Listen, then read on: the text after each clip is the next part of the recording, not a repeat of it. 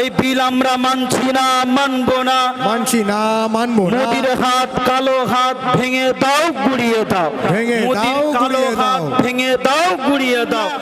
হয়তো প্রধানমন্ত্রী আপনি আছেন, হয়তো রাষ্ট্রপতি আপনি আছেন, হয়তো সনাতনী ধর্ম বলে দাবি করছেন, আপনার ধর্মকে আমরা সম্মান করি। যখন মসজিদে নামাজ পড়তে নিষেধ করা হবে, যে মসজিদে নামাজ পড়া যাবে না, আযান বন্ধ করে দেওয়া হবে, তখন আমরা বুঝতে পারবো। নোংরা রাজনীতি নিয়ে খেলবেন না, মুসলমান হিন্দুর ভিতরে বিভাবেদ লাগাবেন না, মুসলমান হিন্দুর ভিতরে আপনি ঝগড়া লাগাবেন না। আপনি বলে আছে, এরা বুঝতে পারছে না যে ওয়াকফটা কি জিনিস। এই আইন যদি পাস হয়ে যায়, এই আইন যদি চালু হয়ে যায়, তাহলে মুসলমানদের কত ক্ষতি হবে, মুসলমানদের কত ক্ষতি হবে, মুসলমানদের উপরে কত অত্যাচার হবে, এ জাতি কিন্তু বুঝতে পারছে না। আমরা ওয়াকফ অনেকেই জানি, আবার অনেকেই জানি না। ওয়াকফ মানে কি? আমাদের পূর্বপুরুষেরা জনকল্যাণের জন্য, মানুষের জন্য ওয়াকফ সম্পত্তি, নিজের সম্পত্তিকে দিয়ে দিয়েছেন মানুষের জন্য। আবারও আমাদের পূর্বপুরুষেরা দান করেছেন আল্লাহর জন্য, আল্লাহর ঘরের জন্য, ঈদগাহর জন্য, কবরস্থানের জন্য, খানকা, দরগা, যেটা আমরা দেখতে পাই ওয়াকফ সম্পত্তি, অর্থাৎ আল্লাহর রাস্তায় যেসব সম্পত্তিগুলো আমাদের পূর্বপুরুষরা দান করেছে। কিন্তু আমাদের ভিতরে এক শ্রেণীর মানুষ বলছে যে ওয়াকফের সম্পত্তির টাকা তো আমরা পাই না, বাড়িতে আসে না, তাহলে এত চেল্লাচিল্লি করে লাভ কি? এত চেল্লাচিল্লি করে লাভ কি? আমার তো কোনো লাভ নেই, আমার তো বাড়িতে দু পয়সা আসবে না।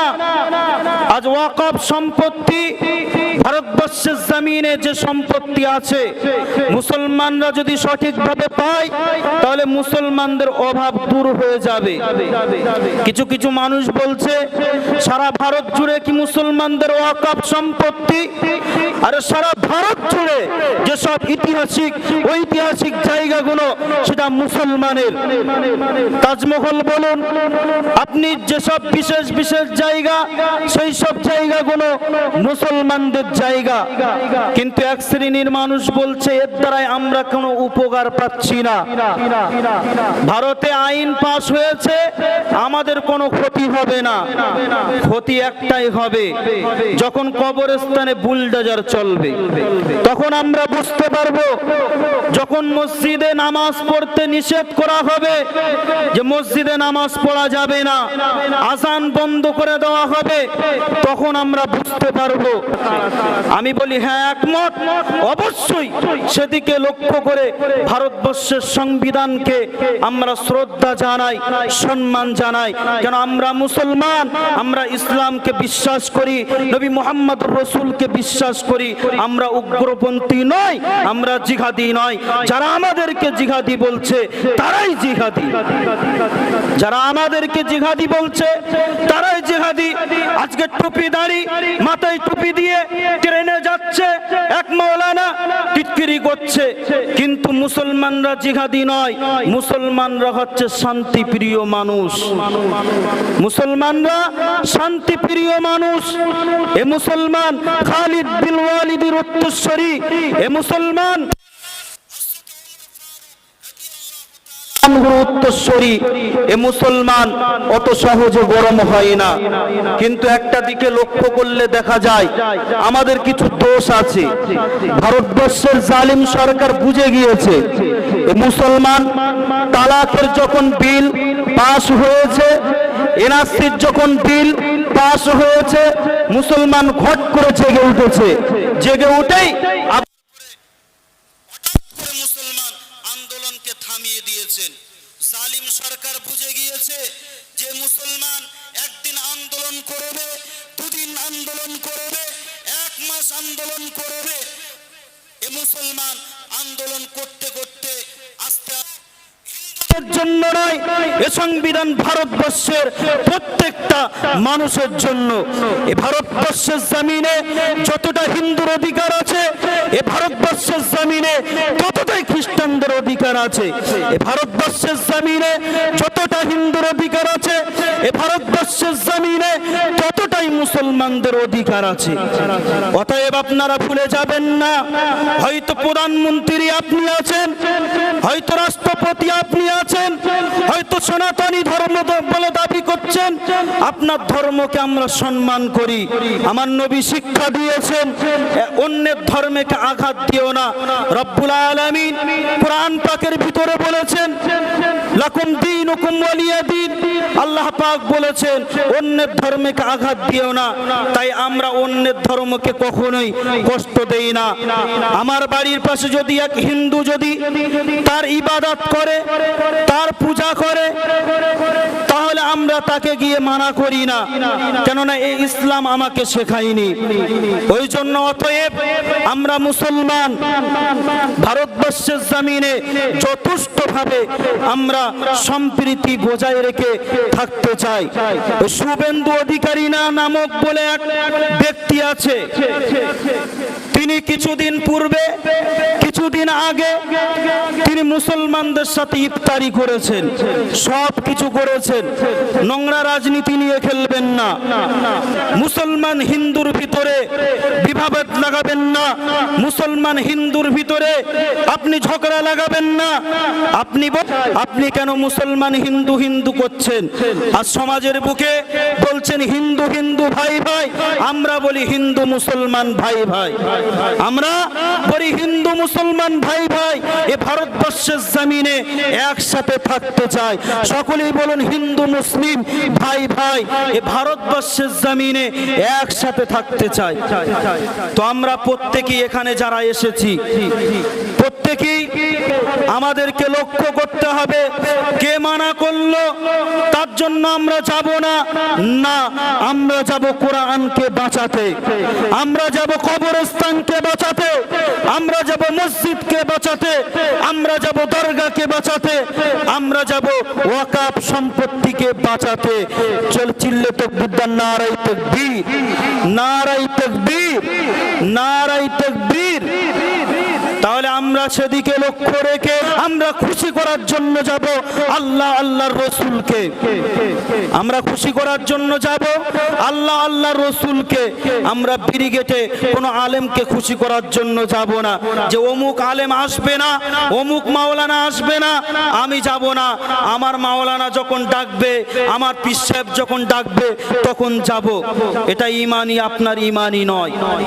ইমানি নয় তো এটাই, সমস্ত মানুষ যখন, সমস্ত আলেম যখন ঐক্য হয়েছেন, আপনি কেন ঐক্য হতে পারছেন না? আপনি কেন ঐক্য হতে পারছেন না? আপনি তো একটু ঐক্য হয়ে দেখেন না। এইসব আলেম ওলামা আপনার বাড়িতে যায় কিনা, আপনার সঙ্গে আলোচনা করে কিনা, সেদিকে লক্ষ্য করে কোনো বিভ্রান্তে আপনারা যাবেন না। প্রত্যেকেই ওই দিনেতে যাওয়ার চেষ্টা করবেন। কেননা আজকের আব্দুল গফফার মনে করছে, আব্দুর রহিম মনে করছে, দোকানে বসে বসে রাস্তাঘাটে মনে করছে আমাদের কিছু হবে না, আমাদের কিছু হবে না। কিন্তু বন্ধুগণ মনে রেখে দিন, জেনে রেখে দিন, এ ভারতবর্ষের জমিনে সর্বদাই সর্বক্ষণ এ মুসলমানের পিছনে লেগে আছে।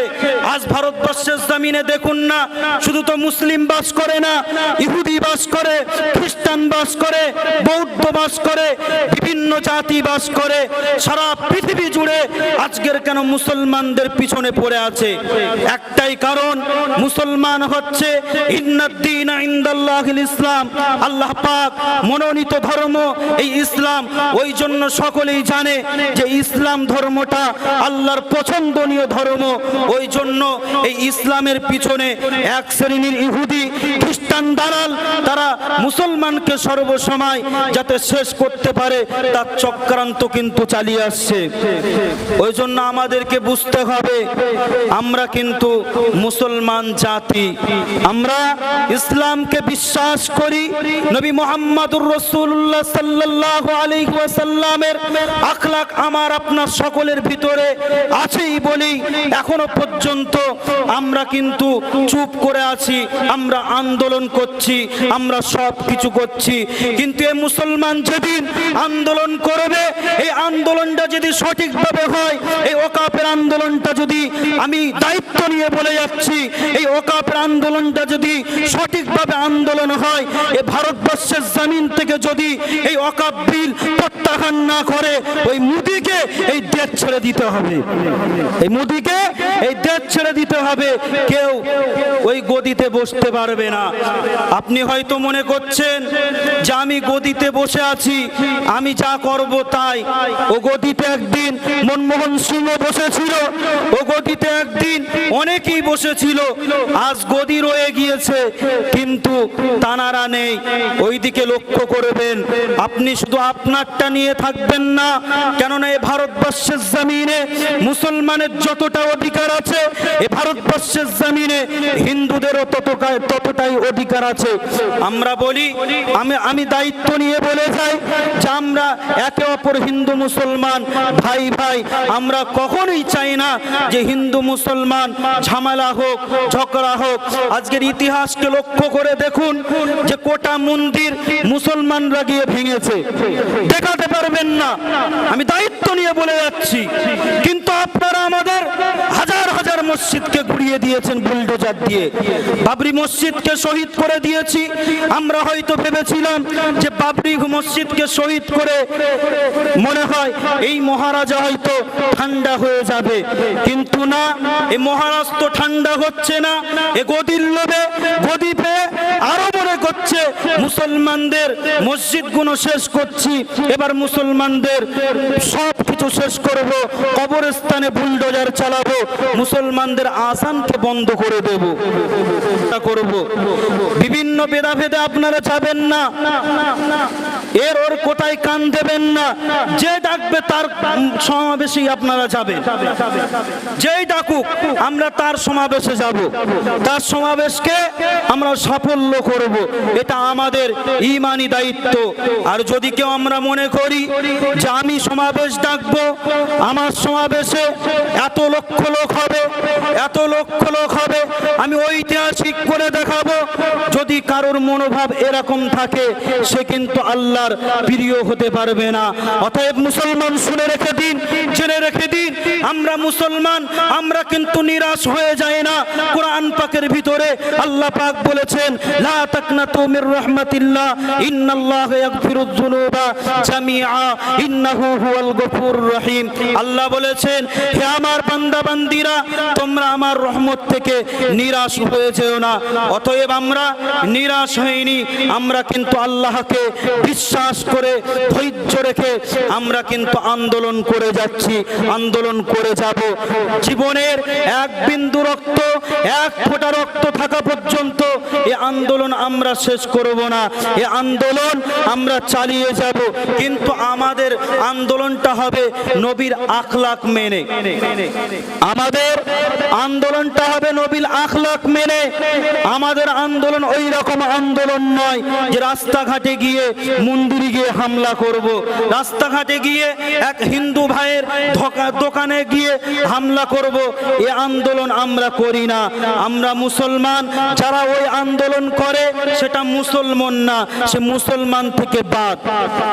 আমরা মুসলমান বিশ্বাস করি, আমরা কোনো দাঙ্গায় যাই না, আমরা কোনো ফাসাদে যাই না, আমরা কোনো ঘুরে যাই না।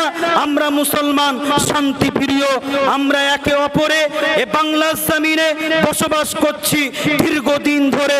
আমাদের ভিতরে কোনো ভেদাভেদ নেই, আমাদের ভিতরে কোনো ধর্মের রাজনীতি নেই। কেন আপনি আজকে ধর্মের সুড়সুড়ি দিয়ে রাজনীতি করছেন? আপনি হিন্দু মুসলমান, জৈন খ্রিস্টান, ইহুদি নাসারা, বৌদ্ধ এনাদের ভিতরে ধর্মর সুসুর দিয়ে ভেদাভেদ করবেন না। ওই জন্য আমি একেবারে শেষ সময়ে আমি সকলকে বলতে চাই, সম্মানীয় বন্ধুগণ, আজ হয়তো আমরা মনে করছি যে এটা কিছু না, কোনো ব্যাপারই না। হয়তো আমরা মনে করছি যে কোনো ব্যাপারই না, এটা অনেক ব্যাপার। যদি আমরা আন্দোলন না করি, যদি শক্ত না হই, তাহলে কিন্তু আমাদের আগামী দিনে বড় ক্ষতি হবে। ওই জন্য ঐক্যবদ্ধ হয়ে আমরা সকলেই কাঁধে কাঁধ মিলিয়ে এই মসজিদকে আমাদের রক্ষা করতে হবে, এই ঈদগাহকে আমাদের রক্ষা করতে হবে। আজ দেখুন না কত সুন্দরভাবে আমরা এখানে বসে আমরা এই কথাগুলো শুনতে পাচ্ছি। যখন এই বিলটা পাস হয়ে যাবে, এই বিলের কার্যকর যখন চালু হয়ে যাবে, তখন কিন্তু আমরা এখানে বসে থাকবো না, মসজিদের সামনে দাঁড়িয়ে থাকবে, পারমিশন নিয়ে ঢুকতে হবে। সেদিকে লক্ষ্য রেখে বাপের কবরকে যদি সম্মান করেন, মায়ের কবরকে যদি সম্মান করেন, পুরো পূর্বপুরুষের কবরকে যদি সম্মান করেন, সেদিকে লক্ষ্য রেখে আমাদের সকলকে ঐক্যবদ্ধ হয়ে আমরা ভারতবর্ষের জমিন থেকে, পশ্চিম বাংলার জমিন থেকে আমরা দেখিয়ে দিতে চাই যে মুসলমান কিন্তু ঘুমিয়ে নাই। এই মুসলমান যদি একবার জেগে যায়, এই মুসলমান যদি একবার জেগে যায়, তাহলে একে আর ঘুম পাড়ানো যাবে না। যতক্ষণ পর্যন্ত না এই বিলকে প্রত্যাহার করবে, ততক্ষণ পর্যন্ত আমরা ওই রাজপথ ছাড়বো না। বুকের এক ফোঁটা যদি রক্ত থাকে আমাদের ওপর থেকে, আমাদের গুলি চলবে বুকে, কিন্তু রাজপথ থেকে আমরা হটবো না। এ মুসলমান কেন হটবে না? এ মুসলমান মৃত্যুকে পরোয়া করে না। এ মুসলমান সর্বদাই জানে যে দুনিয়ায় এসেছি যেকালে আল্লাহ পাক কোরআন পাকের ভিতরে বলেছেন কুল্লু নাফসিন যায়কাতুল মাউত। আল্লাহ পাক বলেছেন প্রত্যেক নরনারীর মৃত্যুর স্বাদ চাখতে হবে। এদিকে আমরা বিশ্বাসী, এই আয়াতের উপরে আমরা বিশ্বাসী, দুনিয়ায় এসেছি মরতে হবে। অতএব আমরা মরাকে ভয় করি না, দুনিয়ার থেকে চলে যাওয়াকে ভয় করি না। সেদিকে লক্ষ্য রেখে, কেননা এটা হচ্ছে আমাদের প্রত্যেকেরই ঈমানি দায়িত্ব। সকলেই তাকবীর দেন, নারায়ে তাকবীর, নারায়ে তাকবীর, নারায়ে তাকবীর।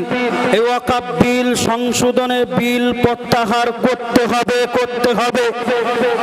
নারায়ে তাকবীর। এই বিল আমরা মানছি না, মানব না। এই বিল আমরা মানছি না, মানব না, মানছি না, মানবো না। মোদির হাত, কালো হাত ভেঙে দাও, গুড়িয়ে দাও। ভেঙে মোদির দাও, কালো গুড়িয়ে হাত দাও। ভেঙে দাও, গুড়িয়ে দাও। নারায়ে তাকবীর, নারায়ে তাকবীর, আল্লাহু নারায়ে আকবার, তাকবীর। আল্লাহু আকবার। সংক্ষিপ্ত বক্তব্য এইটি করলাম। আপনারা সকলেই ওই দিনে যাওয়ার চেষ্টা করবেন। ওমা আলাইনা ইল্লাল বালাগ।